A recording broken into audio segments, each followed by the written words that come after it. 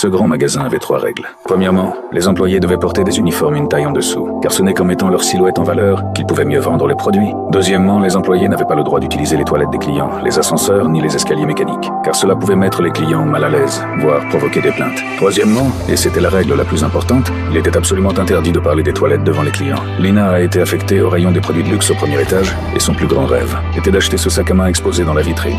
Une collègue lui a dit qu'en économisant au maximum, elle pourrait peut-être se l'offrir dans 10 ans. Plus tard, un vol a eu lieu dans le grand magasin. Selon le règlement, les employés présents ce jour-là devaient rembourser la perte et la personne responsable du service de nuit était justement Lina. Les caméras de surveillance ont montré qu'elle avait quitté son poste sans autorisation. Elle devait donc payer 50 millions de won. Elle travaillait le jour et travaillait dans un restaurant le soir, mais son argent ne suffisait toujours pas. Quelques jours plus tard, Ellie et ses autres collègues ont réuni de l'argent pour l'aider. Mais après avoir reçu l'argent, Lina ne l'a pas utilisé pour rembourser sa dette, mais s'est fait tatouer sur sa cicatrice à la cheville un symbole représentant sa conviction, une mélancolie éclatante. Lors d'une vente avec réduction réservée aux employés, Lina a découvert des produits de grande marque vendus à bas prix. Au moment de partir, elle a soudain eu une idée. Après être rentrée chez elle, elle a créé un compte de vente d'occasion appelé DS et a publié son premier article. Cependant, plusieurs jours se sont écoulés et aucun acheteur ne l'a contacté. Jusqu'au jour où, en entrant discrètement dans les toilettes des clients, elle a entendu des personnes parler de l'influenceuse Hélène. Lina a retrouvé le compte d'Hélène et a découvert qu'elle avait déjà publié une photo avec le même sac. Elle a alors utilisé ses compétences techniques pour remplacer le visage sur la photo par le sien, puis a ajusté l'angle afin de rendre l'image plus réaliste. Après la publication de la photo, un grand nombre de messages sont immédiatement arrivés. Après avoir goûté au succès,